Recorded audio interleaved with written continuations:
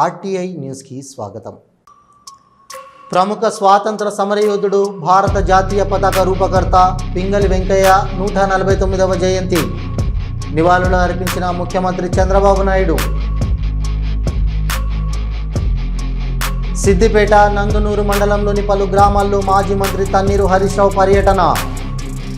ఆప్తులను కోల్పోయిన పార్టీ కార్యకర్తల కుటుంబాలను పరామర్శించిన హరీష్ రావు.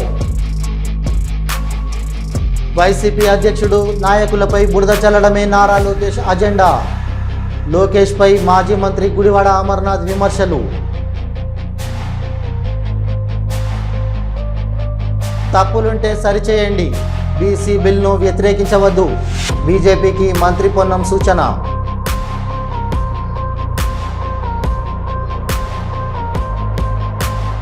విద్యార్థులకు సైకిల్స్ పంపిణీ చేసిన మంత్రి సంజయ్. అందరూ గర్వించేలా చదువుకోవాలని విద్యార్థులకు హితవు.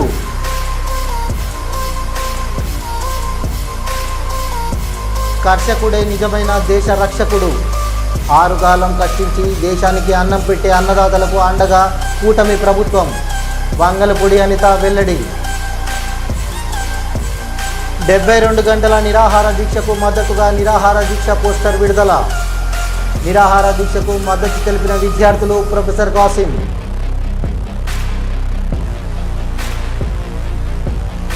ప్రముఖ స్వాతంత్ర సమరయోధుడు, భారత జాతీయ పతాక రూపకర్త పింగళి వెంకయ్య గారి 149వ జయంతి సందర్భంగా ఘన నివాళి అర్పించారు ముఖ్యమంత్రి నారా చంద్రబాబు నాయుడు. ఆజన్మాంతం భరతమాత సేవలో తరించిన మహనీయుడు పింగళి వెంకయ్య అని, జాతీయ పతాకం వినివిధిలో ఎరుగుతున్నంతకాలం పింగళి వెంకయ్య మనకు గుర్తుంటారని తెలిపారు. ప్రతి భారతీయుడు ఎప్పటికీ గర్వించే త్రివర్ణ పతాకాన్ని అందించిన ఆ మహనీయుని స్మృతికి ఘన నివాళి అర్పిద్దామని కోరారు. సిద్దిపేట, నంగనూరు మండలంలోని పలు గ్రామాల్లో మాజీ మంత్రి తన్నీరు హరీష్ రావు పర్యటించి ఇటీవల ఆప్తులను కోల్పోయిన పార్టీ కార్యకర్తల కుటుంబాలను పరామర్శించి ధైర్యాన్ని కల్పించారు. బీఆర్ఎస్ కార్యకర్తలకు, నాయకులకు ఎల్లవేళలా అండగా ఉంటుందని తెలిపారు.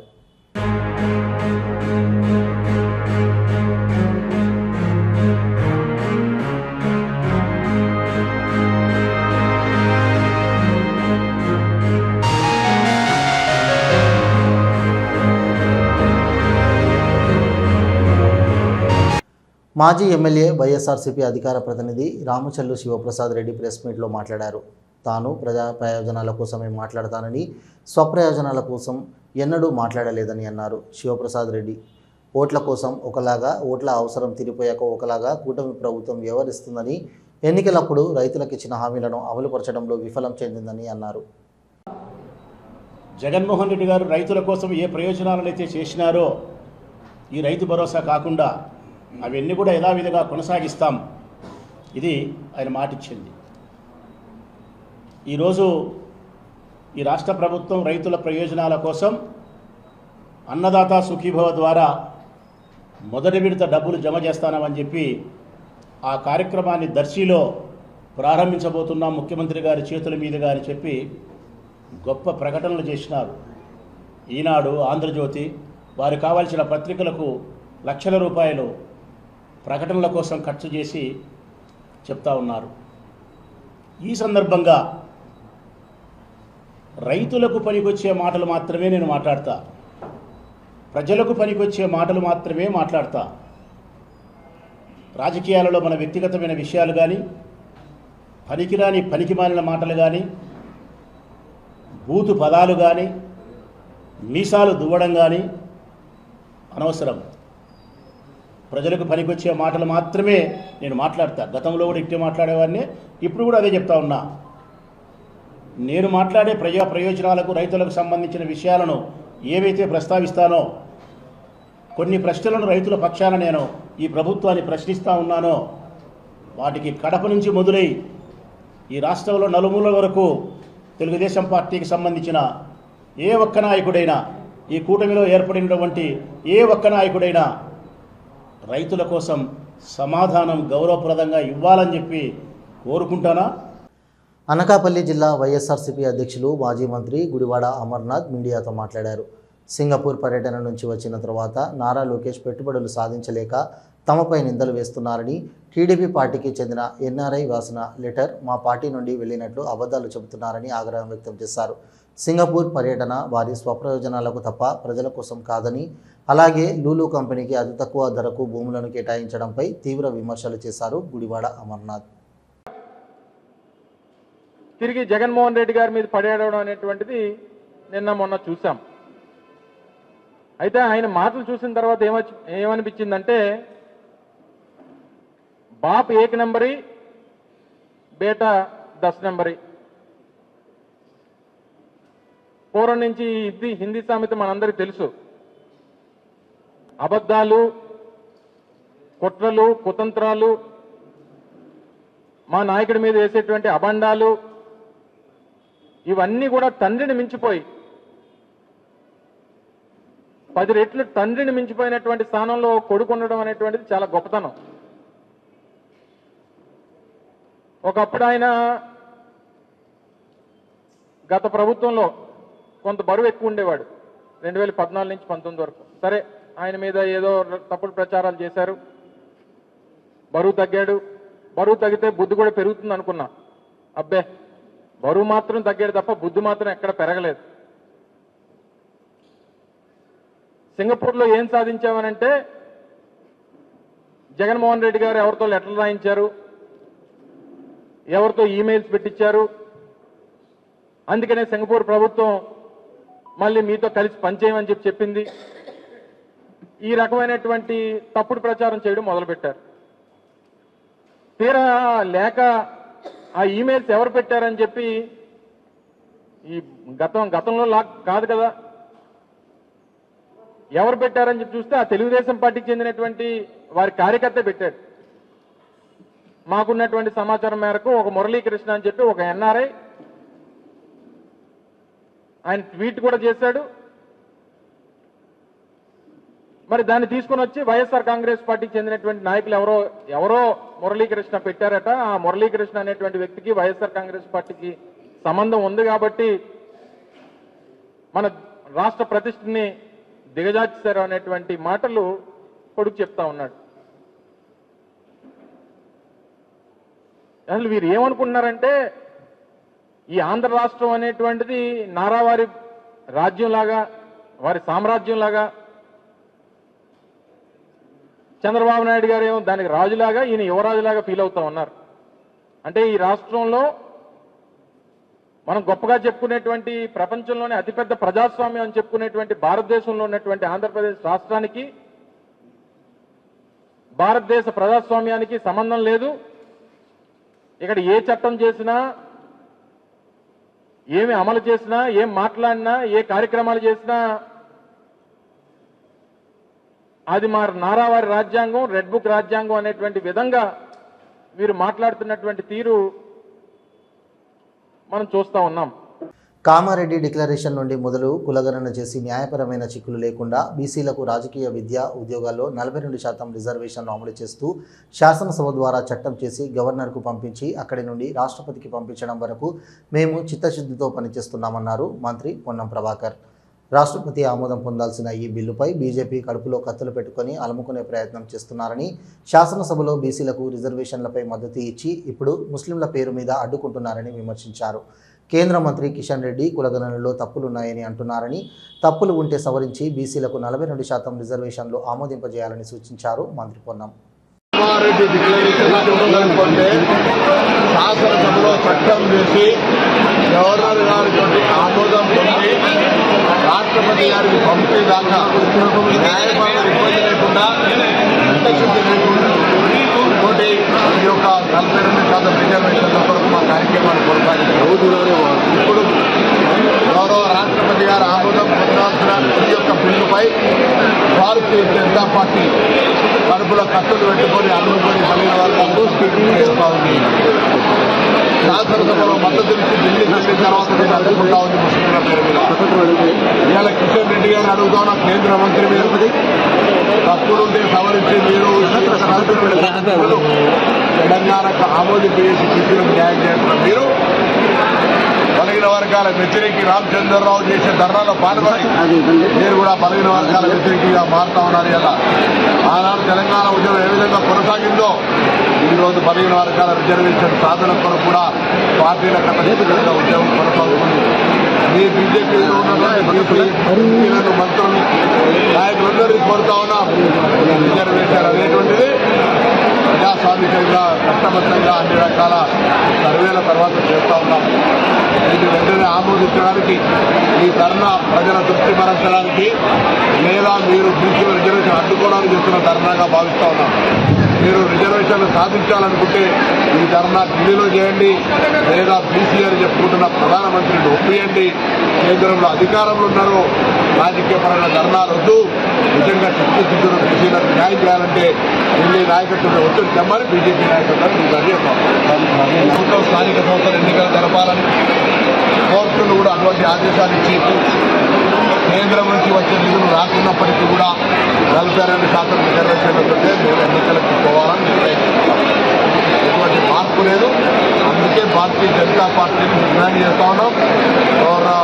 గవర్నర్ గారు ఆమోదింపజేసి పంపిన రాష్ట్రపతి గారి దగ్గర పిల్లలు వెంటనే ఆమోదింపజేసే బాధ్యత భారతీయ జనతా పార్టీ నాయకత్వంది, బీసీఎంపీ నాయకుడిది, కిషన్ రెడ్డి గారిది, నరేంద్ర మోడీ గారి.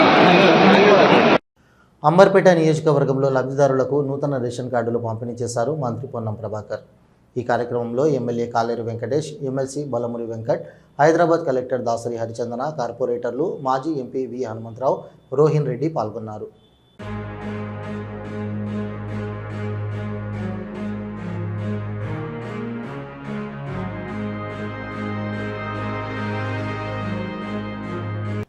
చొప్పదండి ప్రభుత్వ పాఠశాలలు, శిశుబంధు స్కూళ్లలో 10వ తరగతి చదువుకునే విద్యార్థులందరికీ ఉచితంగా సైకిళ్లను ప్రధానమంత్రి నరేంద్ర మోదీ కానుక పేరుతో అందిస్తున్నారు కరీంనగర్ ఎంపీ, కేంద్ర హోం సహాయ శాఖ మంత్రి బండి సంజయ్.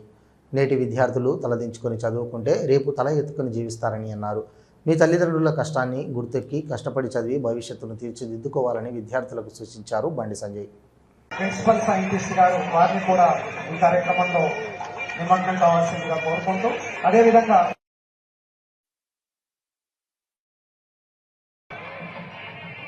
అందించవలసిందిగా కోరుతున్నాను. అలాగే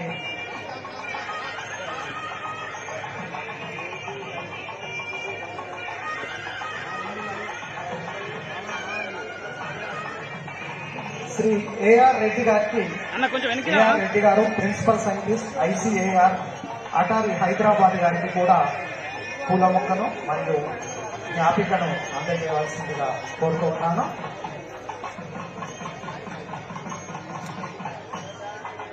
పిఎం కిసాన్ నిధుల పంపిణీ కార్యక్రమం లైవ్ లో చూస్తాం. గౌరవనీయులు ప్రధానమంత్రి గారి స్పీచ్ విన్నాం. అలాగే ఇవాళ సైకిళ్ల పంపిణీ కార్యక్రమం జరుగుతున్నది. కొంతమంది విద్యార్థులకు గౌరవనీయులు శ్రీ బండి సంజయ్ కుమార్ గారు తమ స్వహస్తాలతో విద్యార్థులకు అందజేస్తారు. మిగతా విద్యార్థులకు వేదికకు ఎడమవైపు అందజేయబడతాయి. దయచేసి ఆ పాఠశాలలకు చెందినటువంటి ఉపాధ్యాయులు లేదా ప్రధానోపాధ్యాయులు మీ పిల్లల్ని తీసుకొని సైకిళ్ల వద్ద ఉండవలసిందిగా కోరుతూ ఉన్నాం.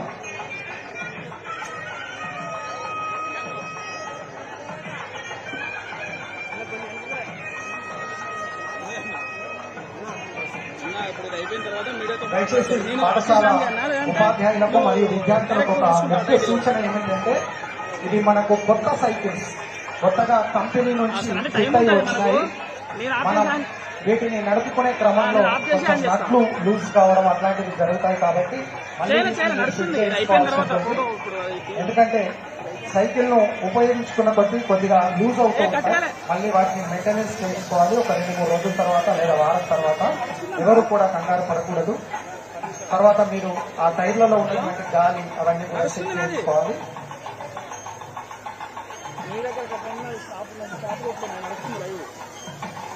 స్వయంగా కొంతమంది పిల్లలకు శ్రీ బండి సంజయ్ కుమార్ గారు స్వయంగా వారికి అందజేస్తూ ఉన్నారు. పిల్లలు చేసుకున్నటువంటి అదృష్టంగా ఇవాళ మనం భావించవచ్చు. ఇంత గొప్ప కార్యక్రమానికి ఇక్కడ అంకురార్పణ జరిగింది. ఇప్పటి వరకు మరి జూలై 9వ తారీఖున ఈ సైకిళ్ల పంపిణీ కార్యక్రమాన్ని ప్రారంభించడం జరిగింది కరీంనగర్ పార్లమెంటు పరిధిలో. మరి గత నెల 9వ తారీఖున కరీంనగర్ అసెంబ్లీ కాన్స్టిట్యూషన్ పరిధిలో సైకిళ్ల పంపిణీ చేయడం జరిగింది. అదేవిధంగా జూలై 15వ తారీఖున సిరిసిల్ల అసెంబ్లీ నియోజకవర్గ పరిధిలో చేయడం జరిగింది. అదే మాదిరిగా హుజరాబాద్ నియోజకవర్గంలో 17వ తారీఖున సైకిళ్ల పంపిణీ చేయడం జరిగింది. మరి హుస్నాబాద్ నియోజకవర్గంలో 27వ తారీఖున సైకిళ్ల పంపిణీ చేయడం జరిగింది. ఇవాళ చొప్పదండి నియోజకవర్గంలో మనకు సైకిళ్ల పంపిణీ కార్యక్రమం జరుగుతూ ఉన్నది. తర్వాత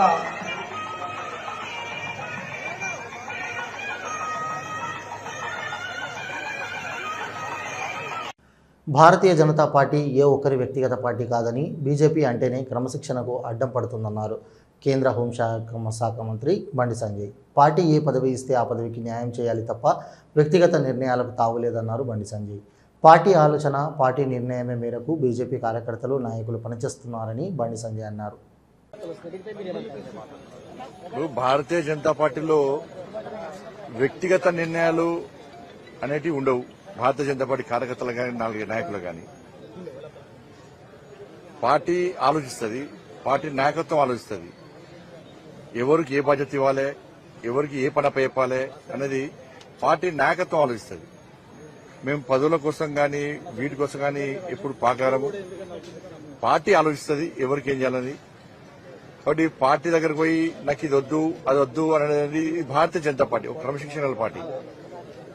కాబట్టి వ్యక్తిగత నిర్ణయాలను పార్టీ మీద రుద్దే ప్రయత్నం ఎవరు కూడా చేయం. పార్టీ ఆదేశాన్ని పక్కా శిరస వహిస్తాం. పార్టీ ఏది చెప్తే అది చేసేటువంటి కార్యకర్తలే భారతీయ జనతా పార్టీ కార్యకర్తలు. కాబట్టి ఇటువంటి అన్ని కూడా దాని మంచి మళ్ళీ రిక్వెస్ట్ చేస్తున్నా, దయచేసి ఇటువంటి రాయకండి. ఎందుకంటే మీరు కాంగ్రెస్ పార్టీని, బీఆర్ఎస్ ఇతర పార్టీలను చూసి అట్లనే మా పార్టీ అనుకుంటున్నారు.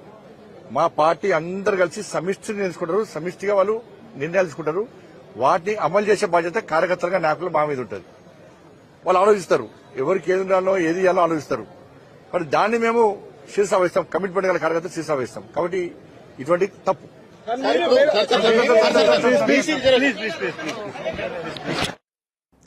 కర్షకుడే నిజమైన దేశ రక్షకుడు. ఆరుగాలం కష్టించి దేశానికి అన్నం పెట్టే అన్నదాతలకు అండగా నిలిస్తే అద్భుతాలు చేస్తారని, అందుకే కూటమి ప్రభుత్వం రైతులను రాజులుగా చేస్తుందన్నారు హోంమంత్రి వంగలపూడి అనిత. గత ప్రభుత్వంలో కష్టాలు కన్నీళ్లతో కాలం గడిపిన రైతులను ఎన్డీఏ ప్రభుత్వం ఆదుకుంటుందని, ముఖ్యమంత్రి చంద్రబాబు నాయుడు సారథ్యంలోని కూటమి ప్రభుత్వం విత్తనాల పంపిణీ నుంచి పనిముట్ల వరకు పంపిణీ చేస్తూ వ్యవసాయంలో సాయంగా ఉంటుందన్నారు. ఇప్పుడు అన్నదాత సుఖీభవ, పీఎం కిసాన్ పథకం ద్వారా పెట్టుబడి సాయం కూడా అందిస్తోందన్నారు. విజయనగరం జిల్లా గజపతి నగరం వ్యవసాయ మార్కెట్ యార్డులో అన్నదాత సుఖీభవ, పీఎం కిసాన్ పథకాన్ని ప్రారంభించి మరో ఎన్నికల హామీని నెరవేర్చుదామన్నారు వంగలపూడి అనిత. 42% బీసీ రిజర్వేషన్ల సాధన కొరకు తెలంగాణ జాగృతి అధ్యక్షురాలు ఎమ్మెల్సీ కల్వకుంట్ల కవిత హైదరాబాద్లోని ఇందిరా పార్క్ ధర్నా చౌక్లో చేపట్టబోయే 72 గంటల నిరాహార దీక్షకు మద్దతుగా నిరాహార దీక్ష పోస్టర్ను మహాత్మా గాంధీ యూనివర్సిటీ నల్గొండలో యూనివర్సిటీ విద్యార్థులతో కలిసి విద్యార్థి విభాగం నాయకులు బొడ్డుపల్లి లింగం ప్రజాపతి, అశోక్ యాదవ్, అరుణ్ యాదవ్లు ఆవిష్కరించారు.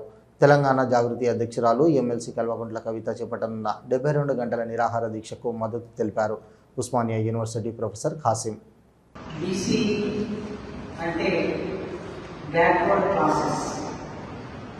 భారత రాజ్యాంగం 341 ఆర్టికల్ను డాక్టర్ బిఆర్ అంబేద్కర్ చాలా స్పష్టంగా ఈ వర్గాల అభివృద్ధి కోసం నిర్మాణం చేశారు. ఎప్పుడైనా సరే దేశంలో మెజారిటీ ప్రజలు ఎవరయ్యా అంటే బ్యాక్వర్డ్ క్లాసెస్. ఈ బ్యాక్వర్డ్ క్లాసెస్ లేకుండా దేశం లేదు, దేశం నిర్మాణం కాలేదు. వీరి కాలు కదపకుండా ఏ మనిషి కడుపులోకి అన్నం పెట్టుకు వెళ్ళరు. వారు ఊరు కట్టాలన్నా, వంతెన నిర్మాణం చేయాలన్నా, రోడ్లు వేయాలన్నా, వ్యవసాయం చేయాలన్నా, చేపలు పట్టాలన్నా, బొమ్మలు తయారు చేయాలన్నా, బట్టలు ఉతకాలన్నా, మనిషికి కటింగ్ చేయాలన్నా సబ్బండ కులాలు, ఈ సబ్బండ కులాలు సహస్ర వృత్తుల సమస్త చిహ్నాలు. వీరు లేకుండా ఈ దేశం లేదు. ఈ దేశానికి కళ్ళు, ఈ దేశానికి కాళ్ళు బహుజనులు, బ్యాక్వర్డ్ క్లాసెస్. వారి చెమట, వారి రక్తం, వారి శ్రమ, దీని మీద ఆధారపడి మిగతా సమాజం బతుకుతుంది. ఈ మిగతా సమాజమే దేశాన్ని పరిపాలిస్తుంది. 10% ఉన్న సమాజం దేశాన్ని పరిపాలిస్తే 52 నుంచి 60% ఉన్న ఈ బీసీ సమాజం అధికారానికి దూరంగా, సంపదకి దూరంగా. ఎవరు సంపద సృష్టికర్తలు? బీసీలు సంపద సృష్టికర్తలు. మరి ఆ బీసీలకి సంపద మీద హక్కు లేదు. ఎవరు ఈ దేశంలో ఓట్లేసి అభ్యర్థులని కుర్చీల మీద కూర్చోబెడుతున్నారు? బీసీలు. ఆ బీసీలకి ఆ కుర్చీ దక్కటం లేదు. శ్రీకాళహస్తిలో నేడు శనీశ్వర అభిషేకం ఘనంగా నిర్వహించారు. వేద పండితుల ఆధ్వర్యంలో కలశ స్థాపన చేసి అనంతరం స్వామివారికి వివిధ రకాల సుగంధ ద్రవ్యాలతో అభిషేకాలు నిర్వహించారు. భక్తులు అధిక సంఖ్యలో పాల్గొని స్వామివారి సేవలో తరించారు.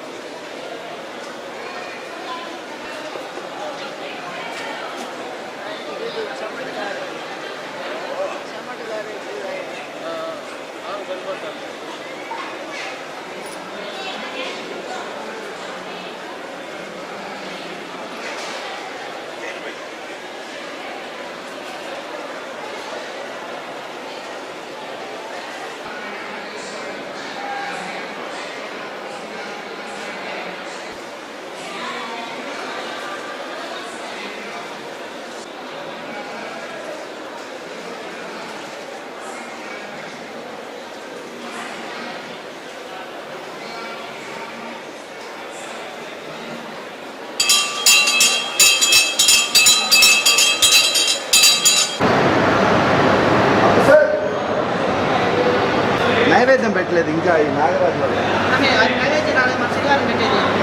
అది రాలా.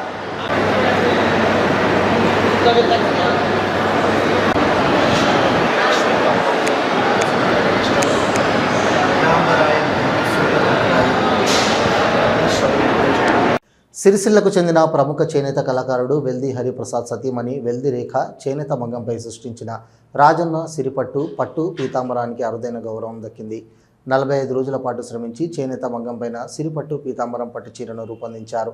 ఈ పట్టు చీరలో కాకతీయుల శౌర్యానికి గుర్తైన కమాన్తో పాటు వేములవాడ రాజన్న కోడే మొక్కులను సూచించే జరీ బూటాలను పొందుపరిచి తన చేనేత కళా ప్రతిభను చాటి చెప్పారు.